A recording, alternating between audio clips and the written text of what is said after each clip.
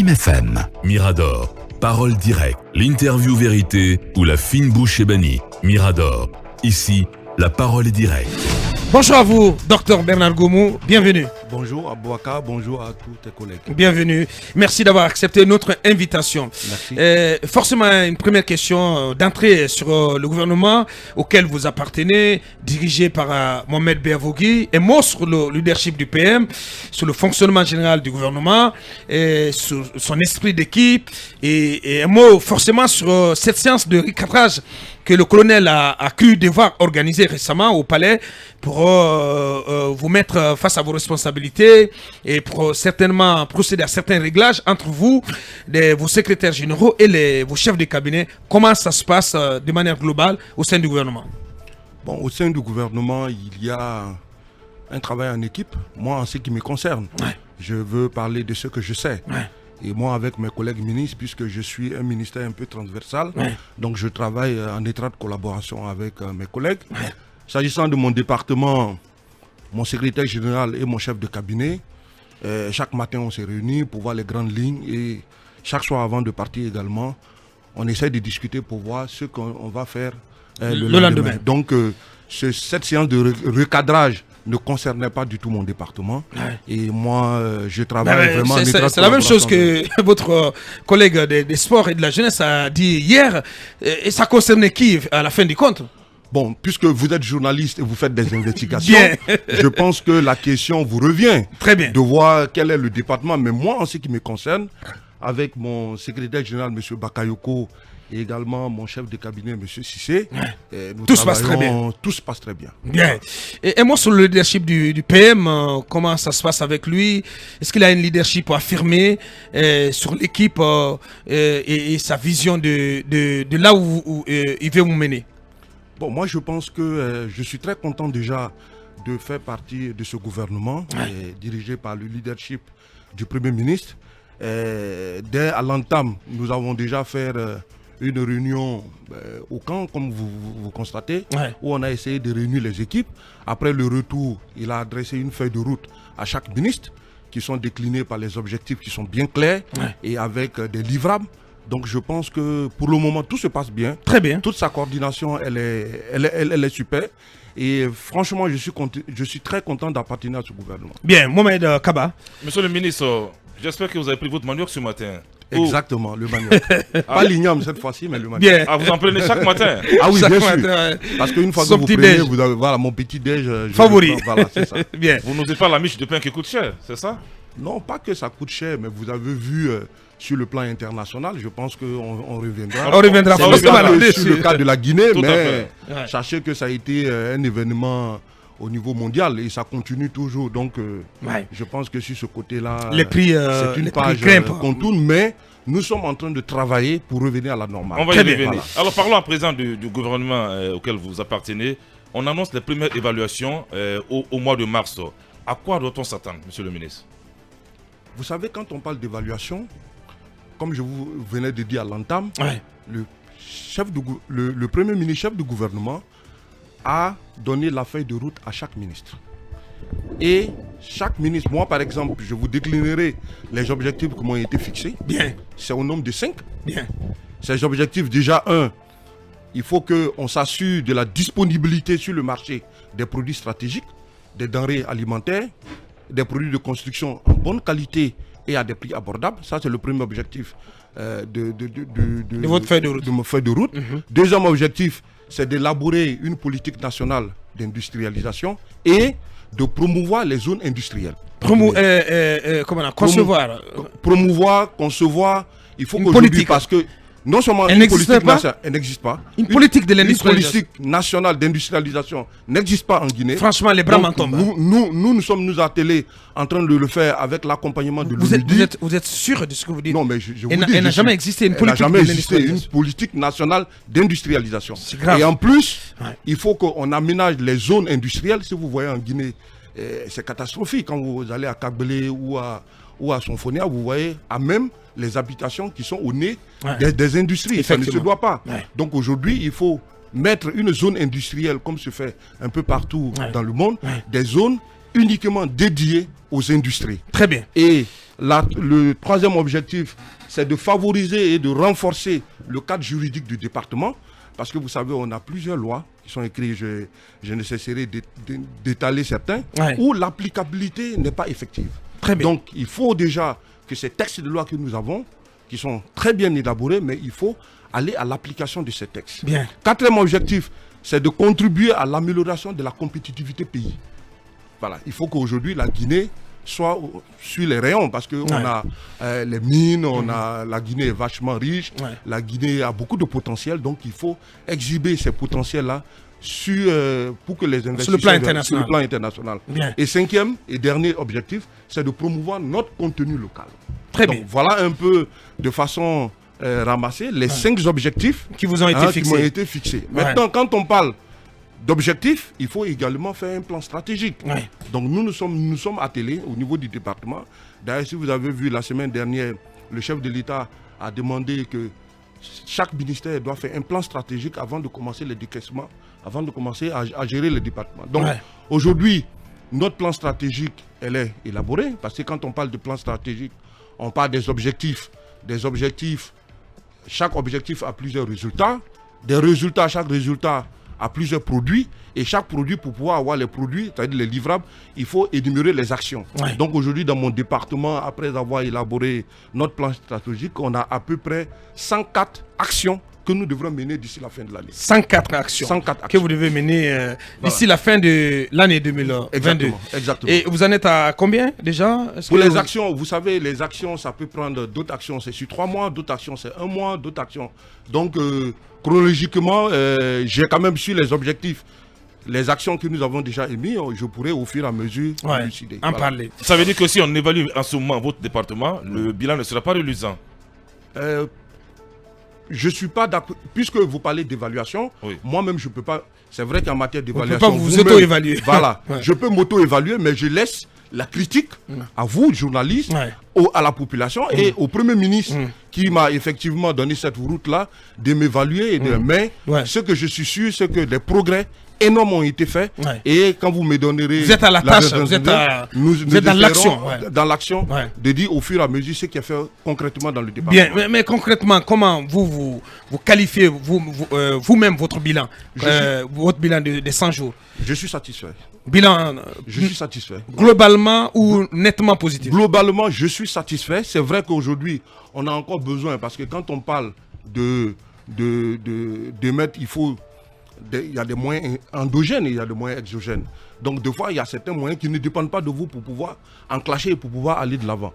Mais tout ce qui dépend intérieurement de mon département, de mes collègues, de mes collaborateurs que je suis avec eux, je pense que pour le moment, je m'estime que c'est satisfaisant. Très bien. Monsieur le ministre, bonjour. Vous avez tantôt évoqué l'aspect transversal de votre département. Effectivement. Alors, quels sont les rapports que vous entretenez avec vos collègues avec lesquels vous travaillez dans le cadre de cette transversalité pour justement que le travail que vous faites puisse vraiment produire les résultats escomptés?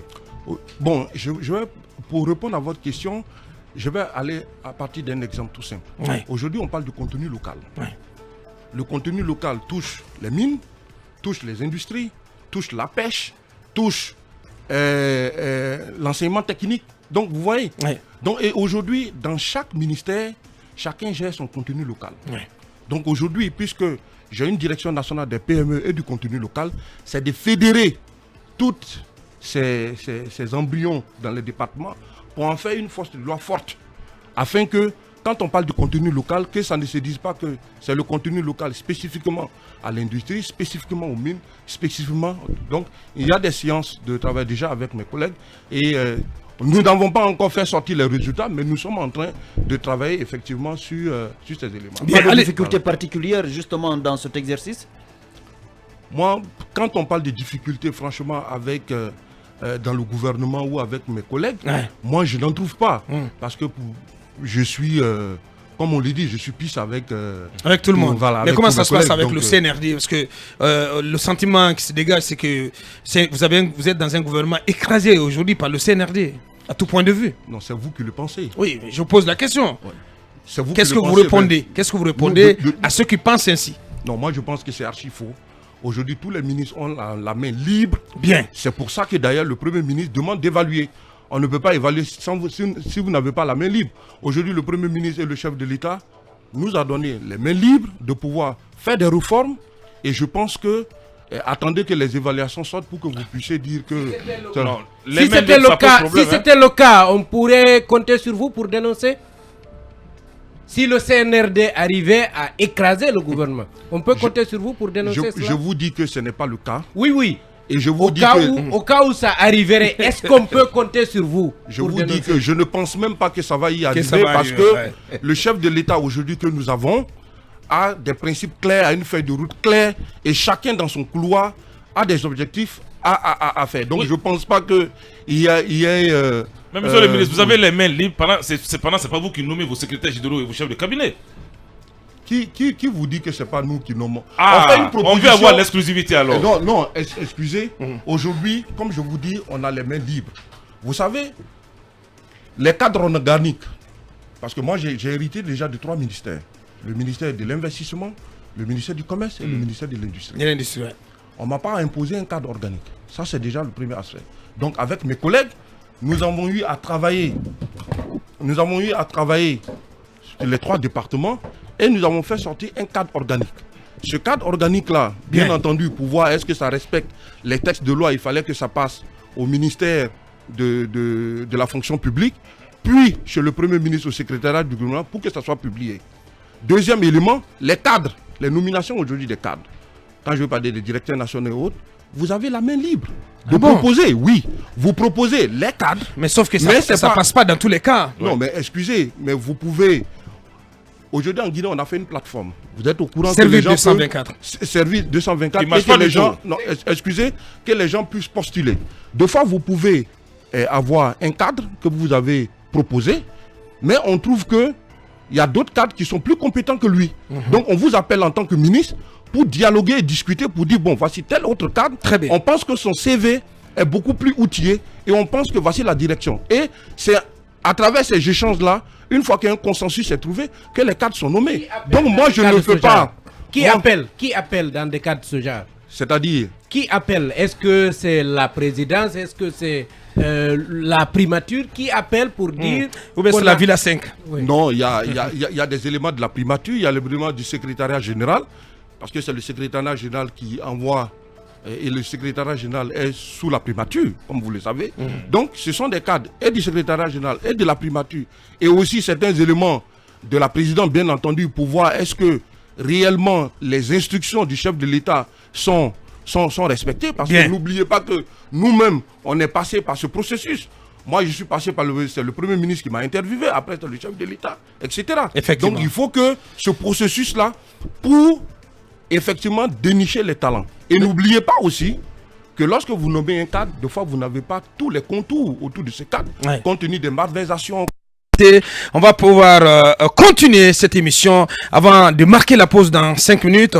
C'est monsieur le ministre qui avait la parole. Allez-y. Voilà, donc je disais, pourquoi quand on fait au niveau du public, les gens s'interrogent. Moi je viens du privé. Pour recruter M. Abdoulaye Diallo, vous êtes DG ici. Quand vous voulez recruter quelqu'un, je pense qu'il y a un comité qui se met en place jusqu'à ce que s'il y a 2 ou 3 personnes qui sont qualifiées et ainsi le dernier mot vous revient. Donc je pense que ce processus également est transposé au niveau du public et je pense que pour moi c'est une bonne chose. Très bien. Voilà. Akoumba à présent. J'aimerais ramener monsieur le ministre sur la question du contenu local. Parfait. Parce que moi c'est une question qui me préoccupe. Mais permettez que je vous raconte quelque chose. Un très grand projet conduit par Winning Consortium Simandou qui est chargé de construire le chemin de fer et le port pour l'exploitation du mont Simandou, en tout cas les blocs 1 et 2. Sur l'ensemble du corridor, les lots de construction ont été, si vous voulez, pratiquement attribués exclusivement à des entreprises chinoises ou en tout cas des intérêts chinois. Et le patronat me semble être déjà en vent debout pour dénoncer cela. Est-ce que vous en avez été saisi? Et sinon, si vous arrivez à vérifier cela et que cela s'avère, quelles pourraient être les dispositions que vous prendrez? D'accord, merci. Au fait, moi, tout ce que je dis, je me réfère à la loi. Ouais. On a une loi, un décret portant sur le contenu local qui est le décret D 2019-263. C'est ce qui parle du contenu local. Et également, nous avons sur les activités des carrières et des extractions artisanales, nous avons également une loi D 021-037. Qu'est-ce qui est dit dans ça? Quand vous prenez par exemple les carrières, quand l'État octroie un marché ou une grande société minière octroie par exemple un marché sur les infrastructures, tout ce qui est granit, tout ce qui est sable, tout ce qui est éléments extractifs, il faut que ça revienne au contenu local. Ouais. Mais qu'est-ce qui est fait dans ce texte? C'est bien détaillé et on dit sauf dérogation. Donc, une fois qu'on dit sauf dérogation dans ce texte, ça ouvre la voie à toutes les dérives. Et c'est ce qu'on constate aujourd'hui. Donc je pense que c'est pour ça que nous sommes en train de retravailler sur les textes. Quand vous allez au Burkina, quand vous allez au Maroc, quand on parle, on vous donne par exemple un contrat d'effectuer une route, il faut que tout ce qui est granit, tout ce qui est sable, tout ce qui est truc, revienne au contenu local. Ainsi, on sait qu'il y a un certain pourcentage qui vient. La loi aujourd'hui dit, quand vous avez une société autant dans le contenu local, il faut 30%. Mais ces 30% ne sont pas des 30% de quoi? Contenu local sur quoi? Il y a certains, on n'a pas d'expertise. Mais il y a d'autres, on a l'expertise. On ne peut pas dire que comme le contenu local, il faut 30%. Il faut que il y a certains domaines où les Guinéens ont l'expertise, il faut les donner 90%, ou 70%, ou 100%. Il y a certains domaines où les Guinéens n'ont pas les compétences, il faut donner 15% et aller de façon graduelle. Or, dans ces textes-là, il n'y a pas la gradualité. Quand vous avez une société minière, vous recrutez par exemple des expatriés. Sur la première année, on peut dire, bon, le nombre d'expatriés peut être peut-être 50% ou 40%, mais graduellement, il faut que ces expatriés-là font ce qu'on appelle transfert de compétences et graduellement, le chiffre diminue. Donc, nous sommes en train de travailler sur ces textes et je pense qu'au moment venu, puisque le CNT est en place, pour pouvoir renforcer... la question, est-ce que vous avez été saisi par le patronat guinéen sur cette question? Pas officiellement, mais le patronat, vous savez, tout ce qui est... C'est comme je vous ai dit, dans chaque département, nous avons le contenu local. Aujourd'hui, ce contenu local est géré par les mines. C'est pour ça que nous voulons fédérer, voilà, en une seule équipe pour que ce contenu local soit géré par une seule... Et soit effectif. Voilà, un mot sur le colonel président, parce qu'avant d'entrer dans le vif du sujet, derrière l'écran pub, cet homme voilà, avec qui vous collaborez aujourd'hui, qui dirige cette transition, comment vous le regardez aujourd'hui? Est-ce qu'il il est l'homme de la situation? Est-ce qu'il peut changer la donne et justement atteindre l'objectif de refondation qui est celui mis en avant par le CNRD? Un peu de mots. Je peux vous assurer que le colonel inspire la confiance. Ouais. Un peu plus fort, monsieur le ministre. Je disais que le colonel inspire la confiance. Et je pense qu'aujourd'hui, c'est l'homme de la situation. Et je pense que j'en appelle à tous les Guinéens de le soutenir. Parce que ce qu'il est en train de faire, c'est la première fois de constater ces faits aujourd'hui. Donc je pense qu'il faut soutenir le colonel et je pense que c'est l'homme de la situation et je suis très très ravi de travailler avec lui et que son choix soit porté sur moi. Bien dit.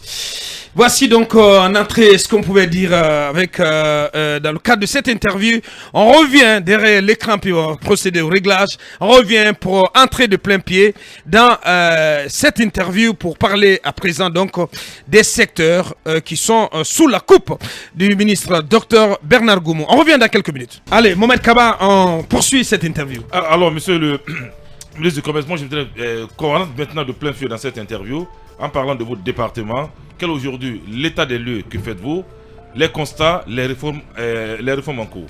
Ok, merci. Quand nous sommes arrivés nouvellement au département, à l'industrie, je ne pouvais pas m'installer. Pas de toilettes, pas d'eau, pas d'ordinateur. L'État... Pas d'ordinateur? Pas d'ordinateur, l'État vétus à l'industrie du commerce. Quand vous dites pas d'ordinateur, qu'est-ce que vous voulez dire? Pas un seul ordinateur? Parce que quand vous demandez à vos collaborateurs de vous donner des résultats, s'ils ne savent même pas où ils saisissent les documents, c'est un problème. Si vous avez des collaborateurs, lorsqu'ils ont besoin de se mettre à l'aise, s'il n'y a pas de toilette, c'est un problème. Si vous voyez le département, un tas d'immondices là-bas qui n'est pas nettoyé, c'est un problème. Donc il fallait déjà recadrer tout ça. Il faut mettre déjà vos collègues et vos collaborateurs dans des conditions pour pouvoir travailler. Aujourd'hui, allez créer les conditions, le cadre de travail. Allez aujourd'hui au ministère de l'Industrie et du Commerce.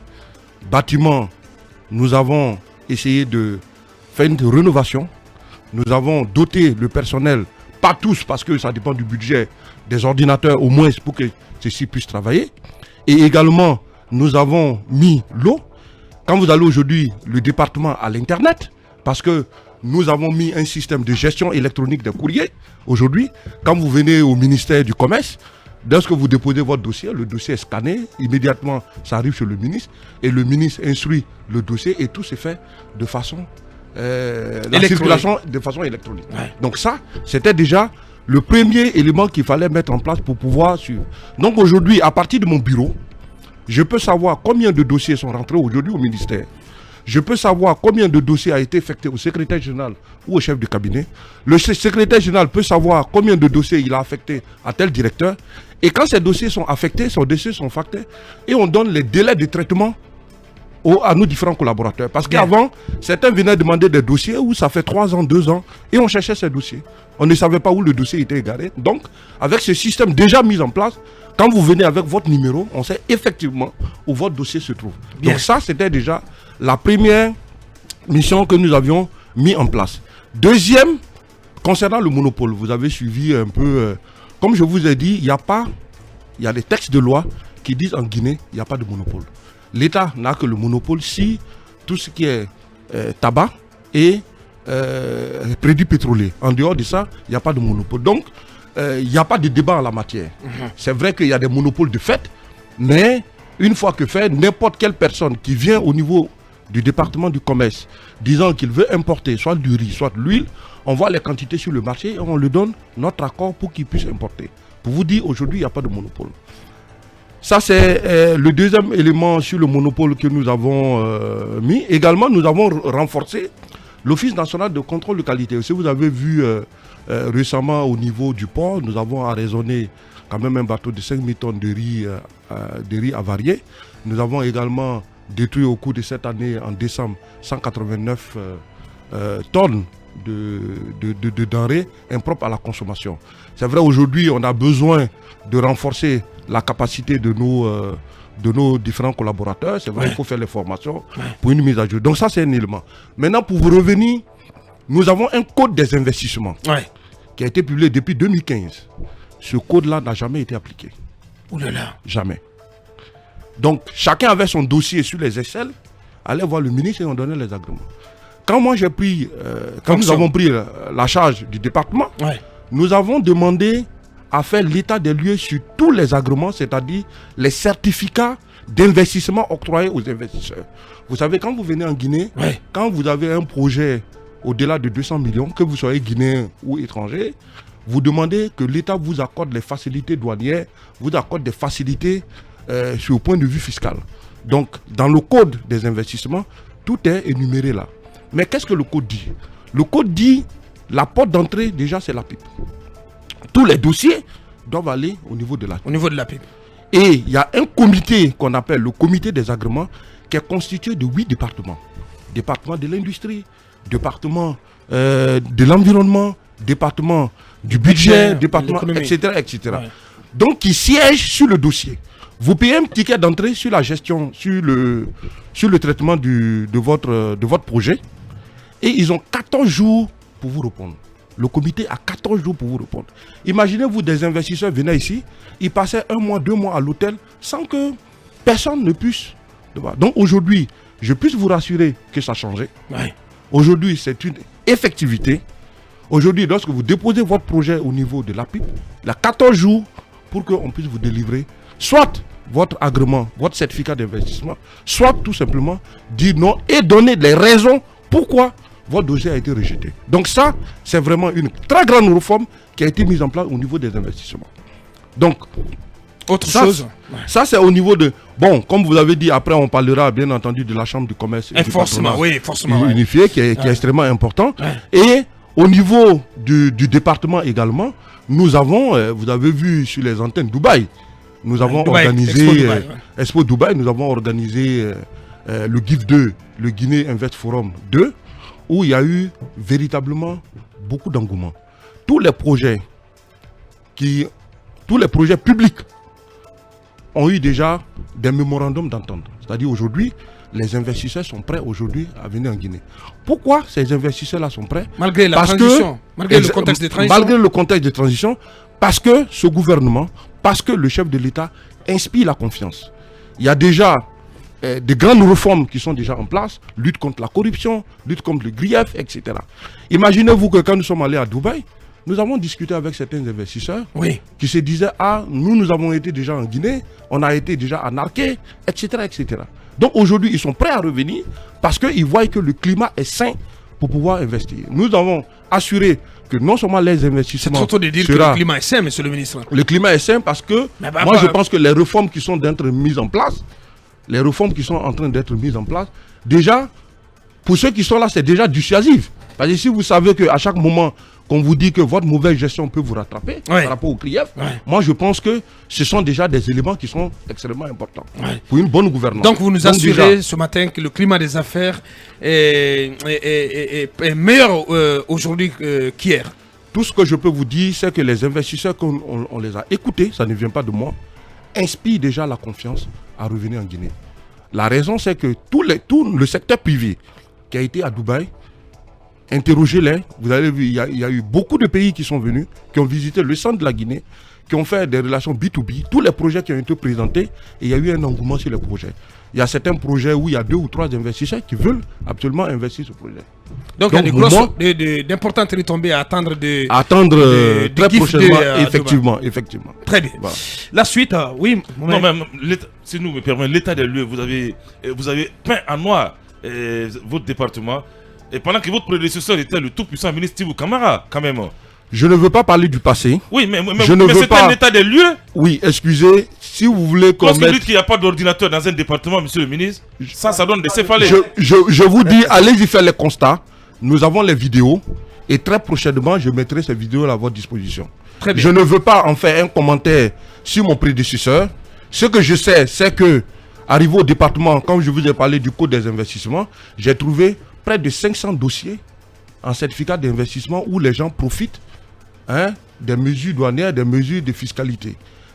Et ça, c'est au détriment du pays. Il y a certains qui ont des agréments qui sont des commerçants. Or, des commerçants ne doivent pas avoir des agréments. Donc, tout ce qu'ils importent, utilisent cette licence pour ne pas payer des gens. Donc, nous sommes en train de décanter ces situations-là. C'est un travail colossal. Bien. Et moi, je ne veux pas parler de mon prédécesseur ici. Je parle de ce que j'ai vu et je parle de ce que mon département nous sommes en train de faire. Bien, il y a comment on appelle cette question avant nous, la question d'un opérateur économique. Monsieur le ministre, le monopole n'est plus le problème, c'est plutôt le mode de taxation de la valeur en douane qui pose d'énormes problèmes aux importateurs et aux consommateurs. Que répondez-vous? Ce que je peux leur répondre, c'est que, vous savez, en Guinée, on a l'habitude de traiter les problèmes de façon précipitée. Aujourd'hui, on parle de la panne de la ménagère. Les problèmes sont exogènes et endogènes. Moi, nous avons fait une étude au niveau du département que nous allons... Effectivement, on attend la mise en place de la chambre du commerce pour pouvoir discuter avec eux. Parce que si aujourd'hui vous dites aux commerçants, d'abord, notre commerce n'est pas structuré. Le commerce, on ne sait pas qui fait l'importation, le commerce de gros, qui fait le semi-gros, qui fait le détail. Il n'y a aucune visibilité. Or, je vous dis, la loi 2021-019, dans cette loi, il est nommément, par exemple, écrit que le commerce de détail est exclusivement réservé aux Guinéens et aux gens de la zone CEDEAO. La loi est claire. Le commerce en détail. Or, aujourd'hui, vous voyez sur notre paysage commercial, tout le monde fait du commerce de détail. Et même aller que nos produits artisanaux, par exemple, les pailles, l'épis et autres, doivent être réservés exclusivement aux Guinéens et qu'en cas de contrefaçon, il y a des trucs. Mais allez aujourd'hui au marché de Bardina. Vous allez vous confronter à... Donc aujourd'hui, on a besoin de la mise en place de cette chambre de commerce pour non seulement avoir un truc préventif, on va en parler. Mais d'abord, puisqu'il y a 3 segments, intéressons-nous aux PME. Nous, avec vous, les PME, c'est important. Qu'on revienne sur le constat, parce que il évoque quand même des choses. Et on sait, vous étiez là, vous étiez responsable quelque part, mais on suivait même les conseils. Il était dans le privé. Oui, il vient de l'ANA. J'ai dit qu'il était là et qu'il suivait ce qui se faisait ici. Même les conseils de ministres se faisaient en visioconférence. Comment est-ce qu'on peut aujourd'hui nous convaincre qu'on n'a rien trouvé en termes de d'appareillage? Les ministres avaient leurs équipements. Mais c'était préparé, Abakar. C'était préparé. Le ministre n'utilise pas que son appareil pour participer, par exemple, au Conseil des ministres. Bon, je vais juste vous poser une question en retour, avant de répondre à votre question. Vous êtes aujourd'hui à FIM, et que imaginez Abdoulaye Diallo, qui est le DG, Aboubakar, il a lui seul un ordinateur. Et que vous autres, vos collaborateurs, vous n'avez pas. Comment vous pouvez avoir des résultats? Je vous ai dit, vous êtes journaliste. Allez-y au département. Ouais. Et ce que je dis ici, c'est faux. Ouais. Vous allez avoir les éléments. Ouais, je disais. C'est seulement au niveau du ministère de l'Investissement que là, oui, il y avait des ordinateurs. Les bureaux étaient très propres. Il y avait de l'eau, tout ça. Au niveau aussi du commerce. Oui, il y a un palier qui a été renouvelé, ça il faut le reconnaître. Bien. Mais il y a d'autres paliers qu'il fallait mettre des couches. Mais ce que je suis cadré, c'est au niveau de l'industrie et des PME, l'ex-industrie et des PME, qui franchement c'était dans un état piteux. Bien, parlons sur le commerce, vous avez parlé de riz détruit, mais à peu près, est-ce qu'on peut avoir une idée de combien la Guinée importe par an? 650 000 tonnes de riz. Et c'est sûr qu'il n'y a plus de monopole à ce niveau. Il n'y a plus de monopole. Voilà. C'est ouvert. C'est ouvert. Ouais, on va s'intéresser au PME. Monsieur le ministre, il y a justement pour parler de ces secteurs, deux questions que j'aimerais vous poser par rapport notamment au paiement de factures qui étaient des dettes en souffrance, des dettes qui étaient en souffrance juste avant la composition de votre gouvernement. Je pense qu'on a payé jusqu'à entre 500 millions et 7 milliards si j'ai bonne mémoire. Aujourd'hui, où en est-on avec ces processus et est-ce que déjà son impact est mesurable sur le terrain, sur l'économie? Et l'autre question justement, c'est par rapport également à la réforme de ces secteurs liés aux petites et moyennes entreprises en Guinée aujourd'hui. Est-ce qu'il y a un plan de réforme et comment est-ce que ça va se dérouler? Au niveau des paiements des PME, il faut faire la part des choses.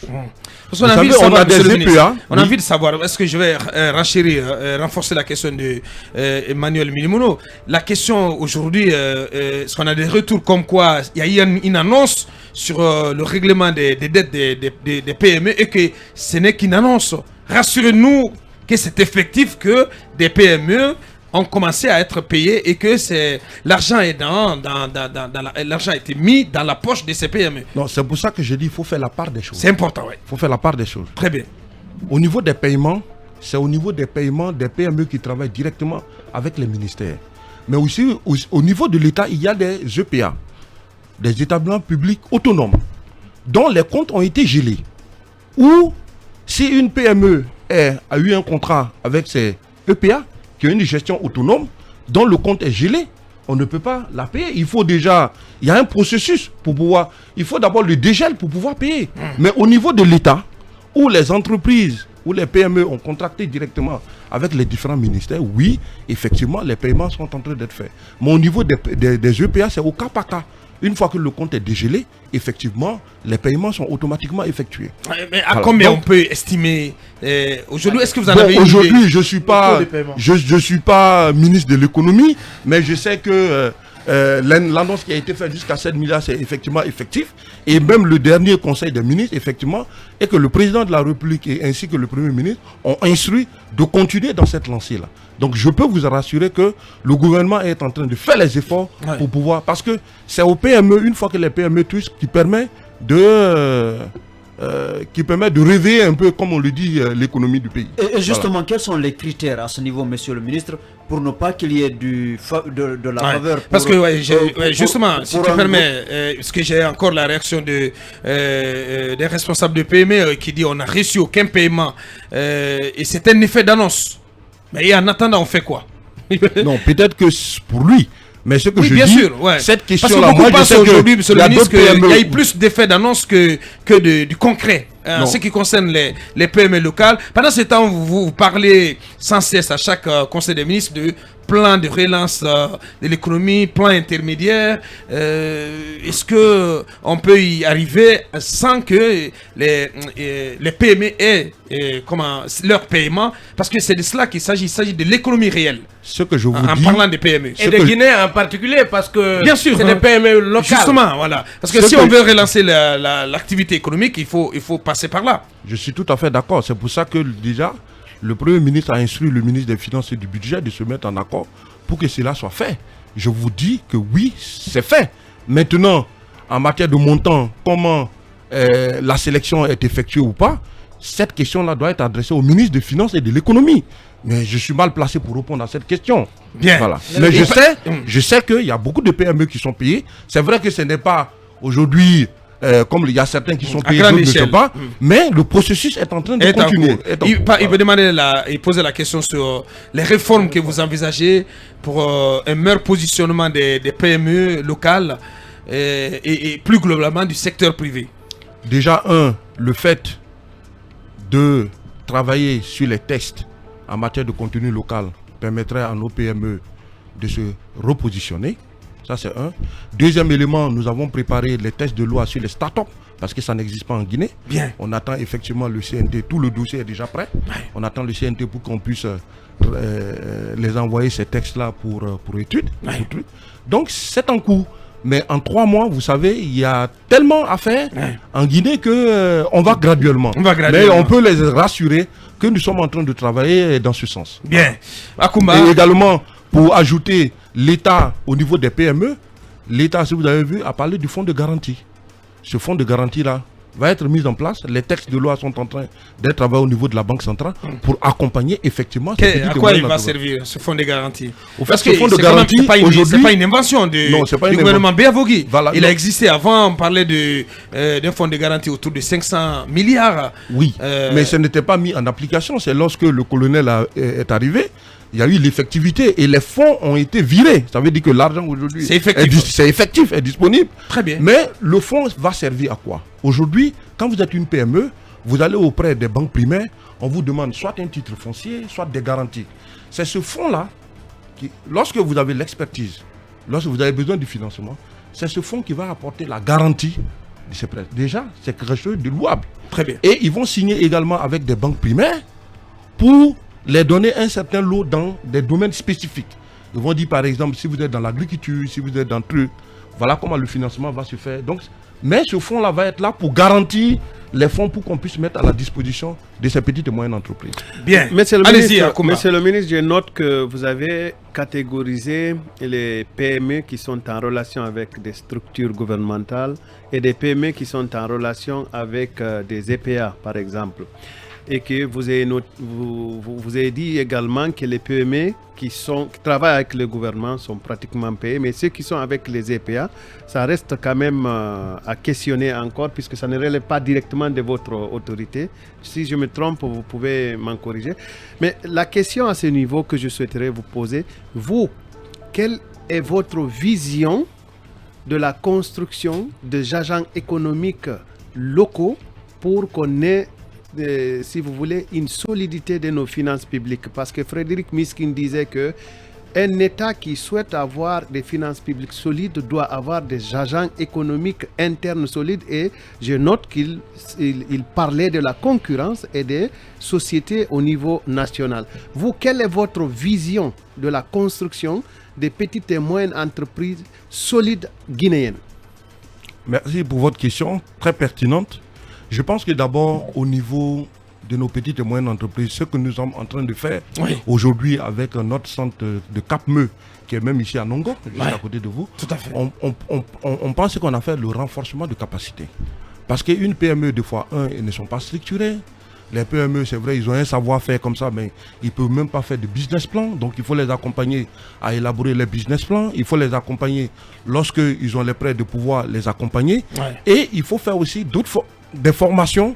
À l'image, par exemple, nous avons des PME qui sont au Burkina, qui transforment, qui ont des modèles de transformation très intéressants et qui donnent de la valeur ajoutée à leurs produits. Bien. Mais ce qu'il faut, en Guinée, les compétences sont là, les PME existent. ma stratégie que je veux déjà mettre en place, Ouais. c'est de pouvoir faire voir ces PME. Parce que ces PME sont cachées. De leur donner Aujourd'hui, la visibilité. la visibilité. Ouais. Quand j'ai vu par exemple le salon de la labellisation qui a été organisé, je crois que certains d'entre vous ont été là-bas. Bien. Vous avez vu, le savoir-faire est extrêmement important. Même vous voyez des PME qui disent non, monsieur le ministre, même par exemple le savon, avec le savon noir, ils peuvent faire du gel. Avec, ils ont du miel, ils ont des beurres de qualité. Tout à fait. Vraiment, mais aujourd'hui, ces entreprises-là ne sont pas visibles. Les gens préfèrent aller prendre du savon exporté que d'utiliser le savon local. Le parce savon que local. ils ne savent pas, effectivement, si en Guinée, on fait. Donc, je pense que, moi, la vision, c'est de faire un marché. C'est-à-dire un marché où on peut retrouver tous ces produits locaux-là. Où Ça sont permettra, valorisés, où sont vendus, et ça permettra de valoriser. Et également, renforcer la labellisation. Parce qu'aujourd'hui, si on veut que nos produits soient consommés au Libéria, en Sierra Leone ou en Côte d'Ivoire ou ailleurs, il faut labelliser. Certains sortent quand même du lot. Il y a des PME, je vois une PME par exemple sur le cacao, sur le fonio, qui sont effectivement vendus. Donc, ce sont des initiatives à encourager et à renforcer les capacités. Bien. Voilà. On poursuit cette émission. À présent, on va parler des deux processus menant à la Chambre, mais aussi au patronat unifié. Avec vous, John Suleiman. Oui, monsieur le ministre, la Chambre du commerce, de l'industrie et de l'artisanat de Guinée est en lien avec votre département. Il y a un processus qui est en cours pour la mise en place du bureau. Quel rôle vous y jouez et quelle est la situation actuelle? Où nous en sommes? Où nous en sommes? Merci. Nous sommes pratiquement au bout du processus. Très bien.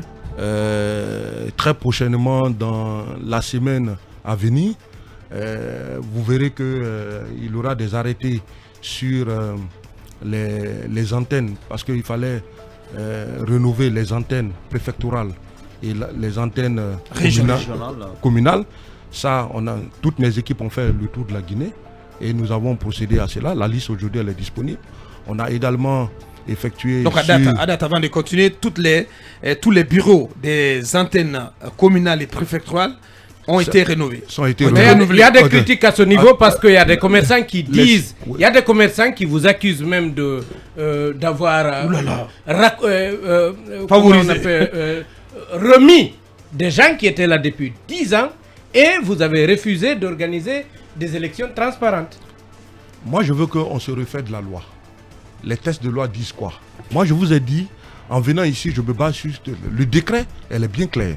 À l'article 80 du décret, c'est écrit que le collège électoral, puisque le processus n'était pas achevé, le collège électoral de 2022... Mais ils avaient déjà 10 ans, vous... Pas 10 ans, 4 ans environ, voilà. Pas 10 ans, oui, mais le bureau consulaire est mis en place depuis belle lurette. Maintenant, et c'est un bureau transitoire. Pendant que les commerçants vous demandent de faire l'audit de la gestion de ces équipes-là, vous venez les adouber. Non, il y a un audit, moi-même j'ai écrit personnellement, pour qu'on puisse auditer la Chambre. Donc c'est pour ça que je dis en venant ici, prenez quand même le soin, soit de vous rapprocher de mes équipes, soit de voir concrètement ce qu'on est en train de faire. Ça veut dire que l'audit est en cours? J'ai adressé une lettre puisque moi je n'ai pas mandat de faire l'audit, parce que je n'ai pas ces compétences-là, même si je suis un ancien auditeur, mais ma fonction ne permet pas. J'ai écrit à l'agence qui doit effectuer ces audits sur l'audit passé de trucs. Donc ça, je peux vous rassurer, c'est de la gestion de la Chambre. Je peux vous envoyer... quand même, on parle de centimes additionnels. Oui, tout à fait. Ça, c'est au niveau de toute façon, de la Chambre. C'est pour ça qu'il faut qu'il y ait un nettoyage pour que quand le nouveau bureau sera installé, qu'il passe sur une nouvelle page qui sera écrite au niveau de la Chambre. Ça, c'est le premier élément que je voulais préciser. Vous savez, au niveau de la Chambre, il faut aller d'abord à la base. Antenne préfectorale, communale. Dans chaque préfecture, il faut prendre 8 personnes. Ces 8 remontent au niveau de la région, qu'on appelle les délégués consulaires régionaux. Ces délégués-là, 8 par préfecture. Et parmi eux, ils doivent choisir encore 8 délégués... Pour former le bureau régional. Pour former le bureau national, qui sont immédiatement élus comme des députés au niveau national. Donc nous avons 8 régions, fois 8, ça fait déjà 64. Aujourd'hui, nous avons déjà ces 64 au niveau national. Très bien. Maintenant, il faut, parce que c'est 128 délégués, 128 députés consulaires. Donc, il faut trouver les 64 autres. Ces 64 autres, Il faut que ce soit des groupements et associations d'envergure nationale qui vont désigner les délégués. Là aussi, c'est là où il y a le problème. Au niveau du commerce, on a donné des délégués, 10 et 3 suppléants. Au niveau de l'industrie, 10 délégués, 3 suppléants. Au niveau des BTP, 10 délégués, 3 suppléants. Au niveau de l'artisanat, hôtellerie et tourisme, 10 délégués, 3 suppléants. Et par service, nous avons dit les banquiers, les assureurs, les deux délégués, etc.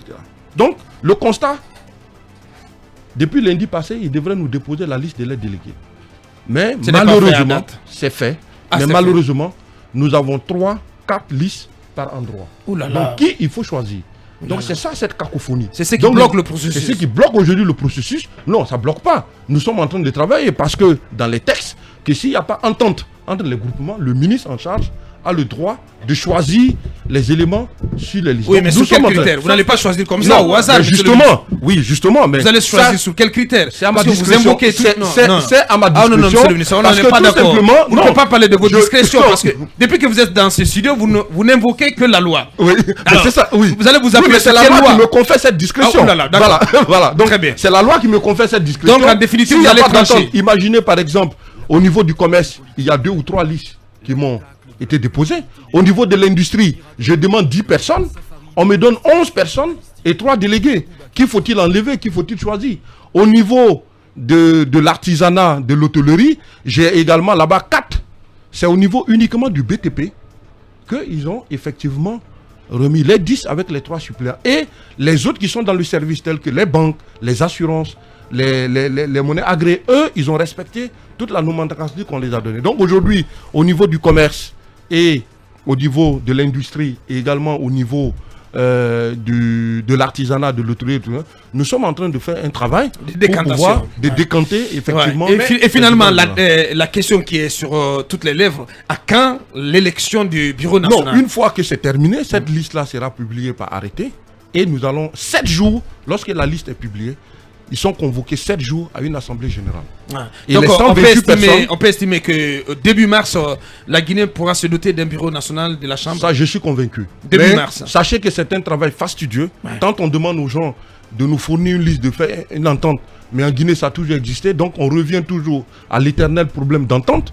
Donc, ça nous donne encore plus de travail, mais on veut aller sûrement, on veut aller doucement, pour ne pas nous tromper. Oui, mais monsieur le ministre, est-ce que vous comprenez les critiques de certains commerçants à votre égard quand il n'y a pas d'audit et vous avancez déjà sur la mise en place du bureau, c'est-à-dire qu'il y a des personnes soupçonnées de détournement qui risquent de prendre le contrôle du commerce. Oui, dans le sillage, vous allez cumuler, monsieur le ministre, au cas où les audits en vue parvenaient à épingler certains qui sont déjà sélectionnés dans la nouvelle équipe. D'abord, quel sort leur sera réservé et surtout, qu'est-ce qui sera fait pour les remplacer après au cas où ils devraient partir? Non, au fait, c'est au niveau du bureau national où nous avons demandé un audit. Nous avons édité les comptes, nous avons transmis tous les éléments du compte pour qu'on puisse auditer. Mais sachez dorénavant que dans le bureau transitoire qui existait, ces personnes qui étaient là, la plupart, il ne reste que, je crois, 3 personnes aujourd'hui en vie. Parce que le bureau a vraiment pris du temps. Donc, je ne vois pas ces 3 personnes à être encore dans le nouveau bureau. Ça, je puisse vous rassurer. Mais, nous, notre engagement, c'est de détecter réellement les problèmes qui se sont accumulés au niveau de la Chambre pour que la nouvelle équipe ne fasse pas les mêmes erreurs. Bien. Voilà. Comment ça se passe pour le processus menant à un patronat unifié? Est-ce que les choses se passent plutôt bien là-bas? Sur ce processus, moi je suis très satisfait parce que personne ne pouvait s'imaginer si les 3 patronats CNP, PAGE et CEPG pouvaient accepter venir, parce que je les ai invités à une réunion à mon cabinet. Ils sont venus, je les ai dit effectivement ce dont le chef de l'État a besoin et ce dont le Premier ministre a besoin aujourd'hui d'un patronat unifié. Déjà dans la salle, il y avait Kaba Guiter qui représentait le CNP, il y avait Ismaël Keita qui représentait le PAGE et le CEPG qui était représenté par M. KPC. Donc, séance tenante, ils se sont tenus la main, ils se sont salués et ils ont dit, monsieur le ministre, nous allons dans votre vision, nous allons faire un patronat unifié. Nous allons mettre déjà quelque chose en place pour vous montrer déjà notre volonté. On va écrire un courrier déjà que nous trois que nous allons signer pour effectivement montrer que nous allons de l'avant et que nous sommes d'accord pour ce patronat unifié. Et même si tout le monde n'est pas d'accord avec la démarche. Non, parce qu'on a vu par exemple la sortie des banquiers, des assureurs, mais aussi de Sonoko qui est du côté des assureurs. Voilà, donc j'en viens. Oui. Et ce que j'ai fait, j'ai dit effectivement quand j'ai saisi, quand les industriels, les banquiers et autres m'ont saisi, les assureurs, j'ai invité également à une réunion les industriels, les banquiers, les miniers et les trois patronats qui existent, pour se mettre ensemble et de faire un truc consultatif pour me faire sortir un document. Donc effectivement, et c'est mon secrétaire général qui suivait ce processus. Donc le secrétaire général, à chaque fois qu'ils se réunissent, c'est le secrétaire général du département qui faisait le PV. Donc aujourd'hui, il y a un consensus, il y a un accord d'aller de l'avant. Ils sont même allés loin. Hier, je crois que le lundi, ils vont me déposer un document qui va dans le sens même de rédiger déjà des nouveaux statuts pour le nouveau patronat. Le nouveau patronat. Et seulement le nom, faire les statuts et voir peut-être mettre un bureau transitoire en place et convoquer le congrès. Tout cela c'est dans le statut, je n'ai pas encore vu. Et convoquer le congrès soit dans 2 mois, dans 3 mois, afin de pouvoir faire. Mais déjà, mettre une plateforme en place pour pouvoir gérer ce patronat-là. Mais je pense que... Là-dessus, parce qu'il faut s'adresser à tous les petits problèmes à côté. Oui. Il y a le cas du CNP Guinée, dont la tête est revendiquée à la fois par M. Ousmane Kaba, qui semble être reconnu au niveau international par la FOPAO, par l'Union internationale du travail, d'autres structures à l'international. Mais à côté, il y a le cas de M. Habib Anne. M. Habib Anne qui ne lâche pas du tout prise, qui estime qu'il est également président du CNP Guinée. Quels sont les éléments d'appréciation à votre disposition pour trancher sur cette question? Parce que vous avez déjà parlé de M. Ousmane Kaba, qui semble... Sur cette question, oui. J'ai invité également M. Habib Anne qui était en France. Ouais. Et nous avons longuement, quand il est arrivé, on a longuement parlé au téléphone. Et que je lui ai demandé aujourd'hui, c'est la Guinée qui doit être unifiée. Il faut que chacun laisse ses égos ensemble.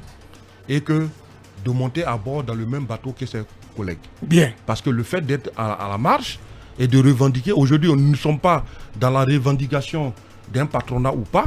Aujourd'hui, nous voulons que tout le monde se mette ensemble pour pouvoir constituer un nouveau patronat. Donc ça, c'est l'invite que je lui ai demandé. Et je pense que M. Ismaël Keita a même également fait un entretien avec eux en présence de Bouna, parce que j'ai exigé au patronat unifié de se mettre en rapport avec les équipes de Habib Anne pour pouvoir négocier et trouver un consensus. Mais ce qui reste clair, parce que, mais comme on dit, l'administration est une continuité. Quand je suis venu au niveau du département, j'ai vu les textes. Et aujourd'hui, que ce soit parce que le ministre de l'époque, M. Dambantan, avait écrit effectivement à l'OIT, qui reconnaît, comme je le dis, le CNP de Guittet. La FOPAO aussi, qui est dirigée par l'assureur de NCA, qui a également écrit pour dire effectivement que c'est le CNP de Guittet qui est reconnu au niveau de la FOPAO. Au niveau de la FOPAO. Donc, que ce soit reconnaissance ou pas, moi, mon objectif, puisqu'on parle de unification, mon objectif, ce n'est pas prendre de part à gauche ou à droite, mais mon rôle, c'est d'unifier le patronat. Parce que quand même, c'est un syndicaliste, c'est un groupement de syndicats que l'État ne peut pas trop s'y mixer. Bien. Mais moi, mon rôle, c'est de dire, on siffle la récréation, mettez-vous ensemble, l'État a besoin d'un interlocuteur. Bien, on va continuer cette émission dans un instant. Monsieur le ministre, on parle de l'industrie, même si récemment vous avez eu la main lourde contre une industrie de la place. ODAV Multiservice, apparemment qui n'est pas dans votre esprit et l'esprit du CNRD. Que s'est-il passé? Qu'est-ce qui a motivé votre décision d'arrêter toute activité au sein de cette industrie? Bien, vous allez enchaîner là-dessus sur le cas d'Aklala. Nous avons ce message de notre confrère Mamadouri. Comment peut-on expliquer que Daklala, puisque c'est ce nom qui est populairement connu de lui, ait pu installer une industrie de production d'huile sur le domaine public maritime de petits bateaux, alors qu'au même moment, il y avait déjà des zones industrielles prêtes à recevoir des infrastructures industrielles. Il y a un autre qui dit que Daklala ne fait qu'augmenter ses prix, alors que ses travailleurs sont mal payés. Donc, ODAV et Daklala. Bon, je ne veux pas personnaliser le débat en parlant soit d'ODAV ou de Daklala. J'aimerais qu'on reste dans le cadre purement national. Global. Voilà, global. Bon, c'est vrai que... Mais ODAV, vous avez fermé, voilà, vous avez fermé ODAV. C'est fermé. Oui. Bon, j'ai fermé une partie de ODAV parce que dès que je suis arrivé au département, vous savez, chaque grande industrie a un dossier. Voilà. Et lorsque, au mois d'août, si j'ai bonne mémoire, nous on n'était pas encore arrivés, mais il y a une mission qui était au niveau de ODAV, du département, la Direction nationale de l'industrie, pour faire tout ce qu'on appelle un audit pour santé, hygiène et sécurité. Bien. Le constat a été fait, il y a eu pas mal d'éléments qui ont été reportés et nous avons intimé ODAV de recadrer tous ces éléments, toutes ces défaillances. Ouais. Et aujourd'hui, 80% de ces recommandations ont été effectivement mises en place. Mais pour arriver un peu au cas de notre compatriote Ousmane Touré, que je présente, je profite de votre antenne pour présenter mes condoléances les plus attristées à la famille, à toute la famille guinéenne d'abord, la famille des industriels et particulièrement à sa famille. Le jeune a été recruté au mois de septembre, donc pratiquement 4 mois. Et vous savez, au niveau de nos industries, lorsqu'on recrute des ouvriers, on les met souvent à des différentes tâches, sans être formés préalablement ou donner les dangers de la tâche. Imaginez-vous un ouvrier qui est perché pour nettoyer, parce que vous voyez, au niveau des usines, il y a des tôles translucides qui permettent la pénétration de la lumière au sein de ces industries. Bien. Donc ce sont ces tôles translucides où au niveau de la cour de ODAV, il y a la poussière. Chaque fois que les camions passent, la poussière recouvre ces toits. Donc, par maladresse, on lui a demandé, lui et un de ses collègues, de nettoyer ces tôles translucides pour que la lumière puisse pénétrer. Et c'est là, au cours du nettoyage, où son pied a glissé et s'est enfoncé sur ces tôles translucides qui sont de faible épaisseur. Et il a fait cette chute mortelle-là, de 10 mètres. Malheureusement, quand mes équipes étaient parties sur le terrain, ils ont demandé est-ce qu'il avait au moins les épis, mais malheureusement non. Parce que quelqu'un qui fait un travail à hauteur doit quand même avoir une ceinture de sécurité et un casque. Donc s'il avait une ceinture de sécurité, une ceinture de sécurité, je pense que cette ceinture-là pourrait le retenir et éviter ce cas tragique. Donc je me suis intéressé effectivement au dossier. J'ai constaté que chaque année, au moins il y a un décès. Et ça, pour moi, c'est inacceptable. C'est inacceptable. Donc immédiatement, nous avons fermé, nous avons demandé où il y a eu, parce qu'ils ont 4 industries. Il y a l'industrie des tôles, l'industrie du gaz, il y a l'industrie du fer et il y a l'industrie du traitement des huiles usées. Donc au niveau de l'industrie des points, nous avons demandé immédiatement la fermeture et nous les avons intimés de procéder à un processus d'audit par une société ayant toutes les expertises qui sera validée, c'est à eux de faire le choix, pour détailler réellement les recommandations en matière d'hygiène et sécurité dans le domaine de l'industrie. Et on les a donné un mois pour pouvoir mettre, et que ces recommandations vont être suivies de part et d'autre avec notre département. Bien. Vous savez, quand on parle de santé-sécurité, c'est vrai au niveau de notre département. Mais c'est une problématique dans tout le secteur. Au niveau de mon département, c'est vrai, on a juste une petite cellule qui s'occupe de ça, mais il faut aujourd'hui une expertise pointée. Quand on parle aujourd'hui des normes en matière de politique industrielle, aussitôt j'ai demandé à l'ONUDI de nous accompagner, de pouvoir mettre une norme en matière de santé et sécurité qui va être appliquée dans nos industries. Restons dans le cadre de ODAV. Oui. Vous avez pris des mesures là. Oui. Vous avez tout au long de cette émission invoqué les textes. Et donc, est-ce que la mesure que vous avez prise, même si elle était salutaire, est-ce que c'est cette mesure qui est prévue par la loi en pareille circonstance? vous savez, il y a les insuffisances au niveau des textes. Quand vous prenez aujourd'hui le Code du travail exige juste à l'employeur de mettre tous les moyens afin de pouvoir garantir au niveau des entreprises une santé et sécurité, hygiène du travail. Mais ça ne va pas plus loin. Donc, voilà. On a une minute. Aujourd'hui, pas, monsieur le ministre, oui. Juste prendre des mesures pour procéder à ce contrôle tout en laissant l'entreprise fonctionner. Non, justement, c'est pour ça qu'aujourd'hui, on n'a pas fermé toutes les industries, on a formé uniquement ces industries de pointe pour pouvoir mettre tous les éléments en place afin de pouvoir... Puisqu'il faut aussi voir le passé. Cette société, chaque année, il y a un décès. Donc il y a un véritable problème. Un véritable problème qu'il faut résoudre. Voilà. Un mot sur Daklala quand même avant de clôturer cette émission. Oui, Mohamed. Il faut parler du panier de la ménagère. Le Ramadan qui s'annonce la période de soudure. Bien. Voilà. Moi j'arrive sur le panier de la ménagère. On va prendre une minute. Au niveau de l'industrie de Daklala, bon, depuis que je suis arrivé au département, moi je n'ai accordé aucun agrément. Donc, puisque l'État est une continuité, vous savez, les industries qui sont juste à côté du port, c'est pour pouvoir bénéficier d'un avantage concurrentiel. Parce que quand vous avez une industrie juste à côté du port, le bateau vient débarquer, tout ce qui est transport et autres, donc vous gagnez en économie de tout. Donc c'est pour ça aujourd'hui, on veut mettre fin à ça en mettant des zones, des packs industriels organisés. Ouais. Aujourd'hui, nous avons eu, l'État guinéen a eu un financement de la BADEA. Le financement est déjà disponible, 30 millions de dollars, pour aménager là le premier parc industriel qui va se faire à Fangué. Hier même, on était, parce que c'est les services des forces de défense qui nous avaient aidé un peu à recadrer les lieux dégagés, l'envergure. Donc hier, ils nous ont remis. Et le mois à venir, très prochainement, nous allons procéder à la première pierre pour pouvoir mettre en activité cette zone-là.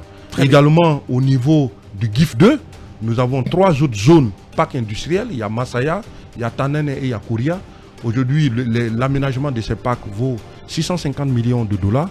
On a trouvé des partenaires, on a des MOU qui sont déjà prêts pour signature afin que ces parcs-là puissent être mis en activité pour éviter l'implantation anarchique des industries comme ça se faisait dans le passé. Ouais, l'usine de Daklala dans la zone de Petit Bateau va quitter ou pas? Ça, je puisse vous répondre. Non, monsieur le ministre. Mais qui peut répondre? C'est à vous, monsieur le ministre, de répondre. Je ne puisse vous répondre parce qu'aujourd'hui, c'est vrai que cette industrie a un agrément. Mais comment le baux a été octroyé? Est-ce que l'usine a été faite dans les règles de l'art? Est-ce que la parcelle qu'on lui a octroyée, est-ce qu'il a débordé ou autre?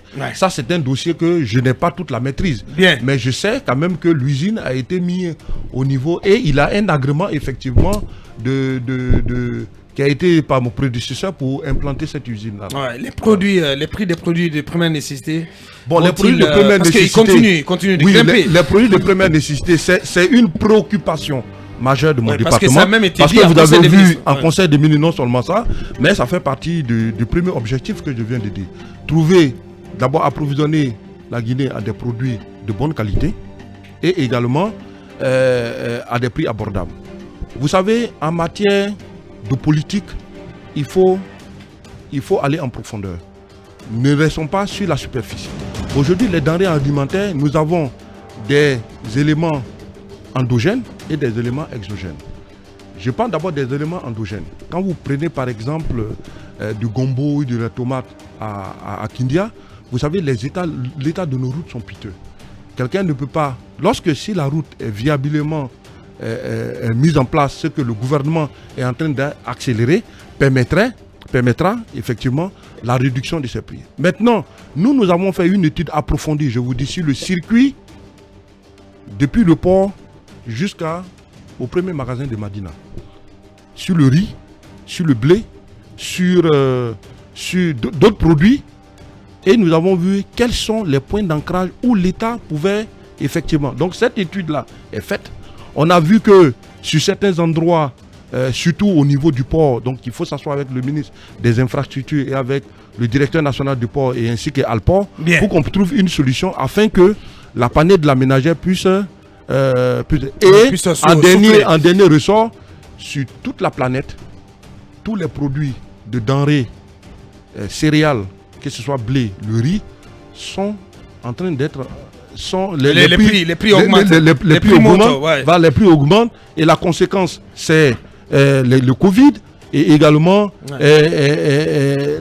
les productions diminuent. Bien. Donc ce que nous devrons faire pour maîtriser le panier de la ménagère, je discute tout le temps avec mon collègue de l'agriculture, il faut que nous-mêmes on produise de façon locale. Bien. Parce que si nous ne produisons pas de façon locale, le panier de la ménagère continuera de souffrir. Voilà. Bien, c'est sur ce mot donc que nous refermons cette interview. C'est déjà la fin de cette émission. Grand merci à vous, Monsieur le Ministre. Merci d'avoir répondu à nos questions et d'avoir accepté notre invitation. Grand merci à tous les 5, à nos confrères Noumbalde de guinématin.com, Korno Suleiman Diallo de Guinée News et collaborateur à FIM FM. Merci à nos équipes en régie et à la transmission. Merci de l'attention où que vous nous avez suivis. On se reprend lundi quand il sera 8h sur FIM FM. Portez-vous bien et bon week-end. Au revoir. Mirador, la grande messe de l'investigation journalistique, la plus grande tribune politique de la Guinée. Avec Aboubacar Diallo, Talibé Bari, Mohamed Mara, Mamadou Ri Diallo, Akoumba Diallo, Kabine Fofana, Mohamed Kaba, Mamadou Diambalde.